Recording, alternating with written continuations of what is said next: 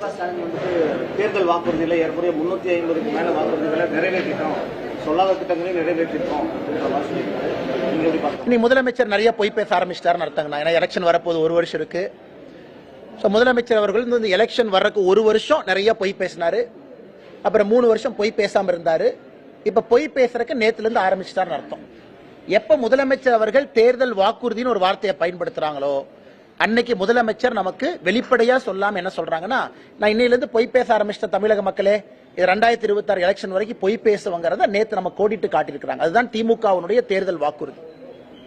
தேர்தல் வாக்குறுதியை பற்றி பேசுவதற்கு அருகதை இல்லாத ஒரு கட்சி திராவிட முன்னேற்ற கழகம். இப்பவும் கேட்கிறோம், இவ்வளவு பேசுறீங்க, வெள்ளை அறிக்கை கொடுப்பதற்கு என்ன பிரச்சனை?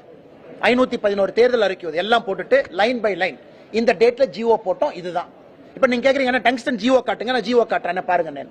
சோ ஜிஓ போட்டு இந்த தேர்தல் வாக்குறுதி இந்த நாள் நிறைவேற்றி விட்டோம் என்று சொன்னால் பிரச்சனை முடிஞ்சது இல்லைங்க. நான் நிறைவேற்றிட்டேன் 70% நிறைவேற்றிட்டேன் 60%. நம்ம மக்களுக்கு தேவை. ஓகே, ஒரு வெள்ளை பேப்பர் எழுதி கொடுங்க ஐயா பார்க்கலாம். எதுக்கெல்லாம் வெள்ளை பேப்பர் போடுறீங்க?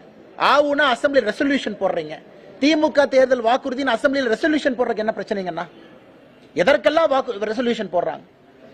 சட்டப்பேரவையில் நாங்கள் மக்கள்கிட்ட சொல்லி ஆட்சிக்கு வந்திருக்கோம். அடுத்த சட்டப்பேரவை கூட்டத்தில் இதுதான் எங்களுடைய ரெசல்யூஷன் பாருங்க, எல்லா மக்களும் படிச்சுக்கங்க. அது செய்யாதவரை யாரும் திமுகவை நம்ப போவது கிடையாது.